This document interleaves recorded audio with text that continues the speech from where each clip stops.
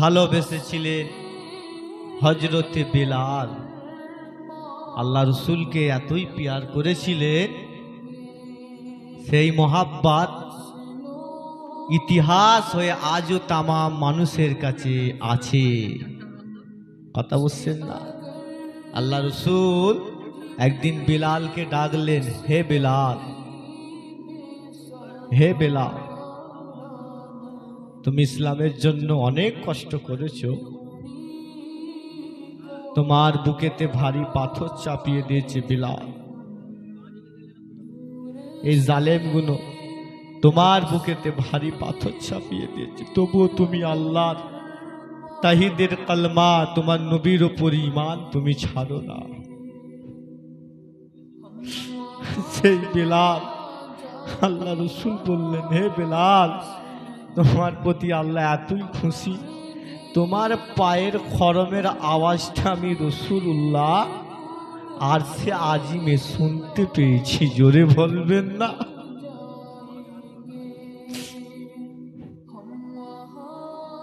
কি মহব্বত করেছিলেন। আর আমাদের সমাজে কি হচ্ছে, নবীর প্রেম ছোট করা হচ্ছে।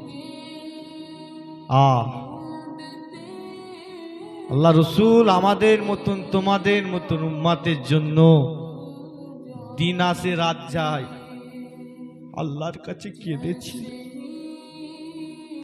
যে আল্লাহ আমার মত গুনাহগার উম্মতের জাকানদানের কষ্ট, মৃত্যুর যন্ত্রণা আমি রসুল আমার বুকের ওপর দিয়ে তুলে নাও। সেই নবী, সেই নবী মা, সেই নবী যেই নবী তায়েফের জমিনে ইসলামের জন্য, হকের জন্য, আমাদের মতন উম্মাদের জন্য মার পর্যন্ত খেয়েছে।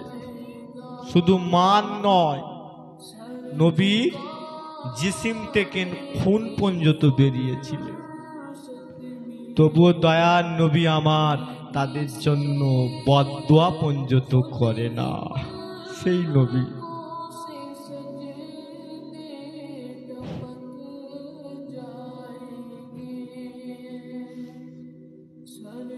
সেই নবী বদদোয়া পর্যন্ত করে না।